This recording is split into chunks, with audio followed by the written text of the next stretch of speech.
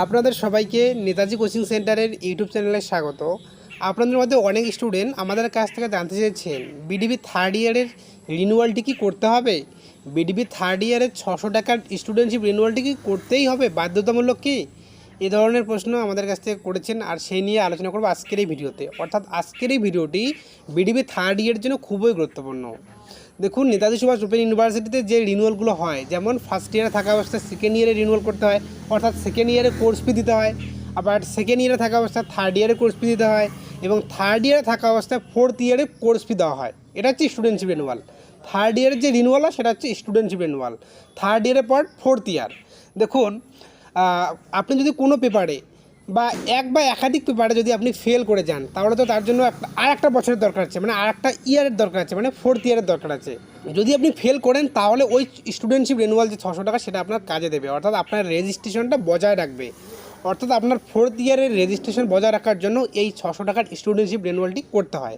আপনারা যদি সঠিকভাবে থার্ড ইয়ারটি কমপ্লিট করতে পারেন তাহলে কিন্তু 600 টাকার স্টুডেন্টশিপ রিনিউয়ালটি কাজে লাগবে না।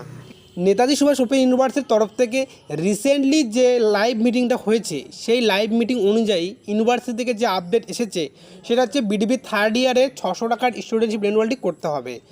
তো ইউনিভার্সিটির বক্তব্য এটাই যে যদি আপনি মানে ভালোভাবে পাস করে যান বিডিবি থার্ড ইয়ারটা, তাহলে ওই যে 600 টাকা আপনার কেটে নিল বা যে রিনিউয়ালটি করলেন সেই 600 টাকা আপনাকে রিফান্ড করে দেবে। তার জন্য আপনাকে আবেদন করতে হবে। বিডিবি থার্ড ইয়ারের মার্কশিট অর্থাৎ রেজাল্ট পাওয়ার পর আপনাকে আবেদন করতে হবে যে আপনার 600 টাকার স্টুডেন্টশিপ রিনিউয়ালের টাকাটা রিফান্ড করতে। ইউনিভার্সিটিকে অ্যাপ্লিকেশন করলে আপনার ওই 600 টাকা রিফান্ড করে দেবে, ঠিক আছে? তো এটাই ইউনিভার্সিটির বক্তব্য। এই বছরটা আপনার যদি মনে হয়, দেখুন পরীক্ষা দেওয়ার জন্য তো আপনি এলিজিবল, কিন্তু 600 টাকা আপনার মনে হচ্ছে যে আমি তো কেন দেব যদি পাস করে যাই। তো পাস করে যাওয়া যদি আপনার মনে হয় 100% পাস করে যাবেন তাহলে করবেন না, কিন্তু দেখলেন পাস করলেন না, তখন তো আপনি নেক্সট ইয়ার পরীক্ষা বুঝতে পারবেন না।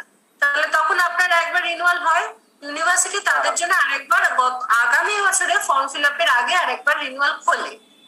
আমরা অনেক সময় স্টুডেন্টকে বলি 600 টাকার ব্যাপার আপনারা করে রাখুন, যদি দেখেন পাস করে গেছেন তখন ক্লেম করে নেবেন যে আমাদের রিফান্ড দেওয়া হোক। আর যদি মনে করেন যে না এখন করে রাখলে অসুবিধা নেই ম্যাম, করে রাখলে যদি পাস করে যায় ওটা রিফান্ড দিয়ে দেবেন, তাই তো? একদম, তখন প্রপার ডকুমেন্ট রেজাল্ট নিয়ে কি কোথায় টাকা জমা পড়েছে কোন অ্যাকাউন্ট থেকে সেগুলো নিয়ে আসবেন, আমরা রিফান্ড করে দেব। ওকে ম্যাম, রিফান্ড পলিসি আছে। এই ছিল আজকের এই ভিডিওটি যদি ভালো লেগে থাকে অবশ্যই লাইক করে দেবেন এবং এই ভিডিওটি শেয়ার করে দেবেন যাতে সবাই এই সম্পর্কে জানতে পারে।